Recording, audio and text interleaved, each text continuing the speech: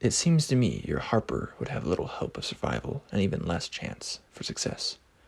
Hello and welcome to Liam's Lyceum. I'm your host Liam, aka Himbar, and today I'll be doing a spoiler-free review of Elaine Cunningham's Silver Shadows. Silver Shadows is a 1996 novel, and it is pretty far into the Harper series. I'm not even sure which one it is in the Harper series. It looks like it's number 13. So pretty far. It's a 16-book series, but those are really not connected. It's really book 3 in Songs and Swords, following the first Elf Shadow and second Elf Song. So this one starts in the Forest of Tethir, also known as the Waldoth. Wild Death, I don't know if someone says it, but anyways, it's a caravan. A caravan moves through it fear of the Watchers of Tethir. We start with the perspective at Chats and Herrick, a seasoned sellsword, not really important to the story besides this setup. And the story is thus: men with old connections to the Zentrum are slaughtering caravans and making it look as if the wild elves are the culprits.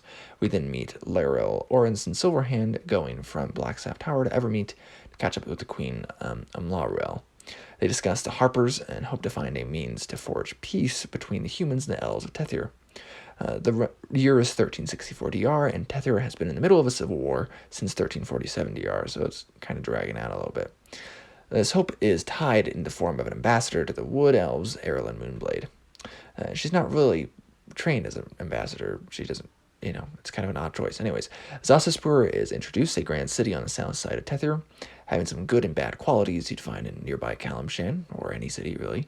Erilyn has been in the city for some months and now has a high designating sash of the Assassin's Guild, and this is for her assignment to the city, the Harpers having sent her and Danilo Thon there to kind of, feel it out.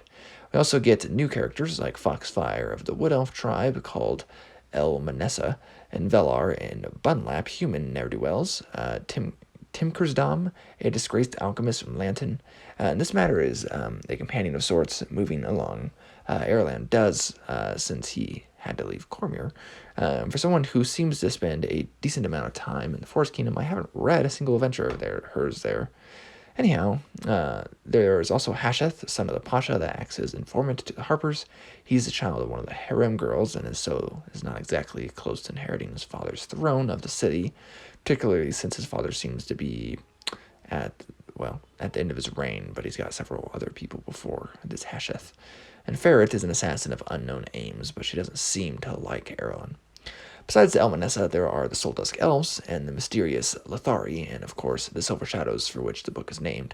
And these last two actually seem to be the same once you get into it. And the main plot seems kind of like Salvatore's in Sylvan Shadows, but this is much less straightforward, and we spend worthwhile time in a few situations.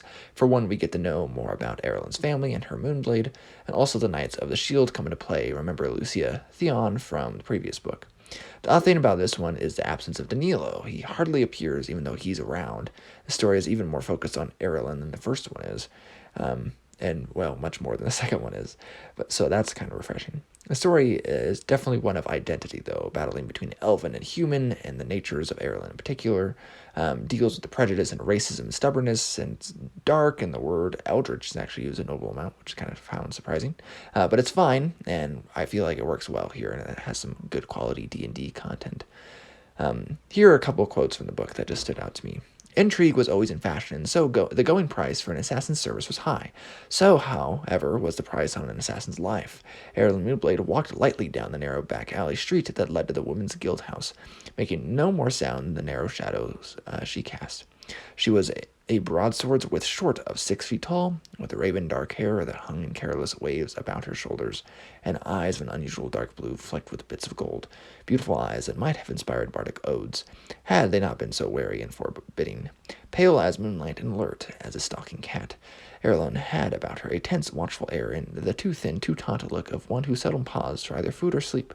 For an assassin, the choices were few and straightforward: constant vigilance or death. Instinctively, he lifted one hand and formed the traditional elven sign for peace. One never knew when the Silver Shadows might be watching. Only a very rash elf would speak lightly of those mysterious beings or risk incurring their rare but deadly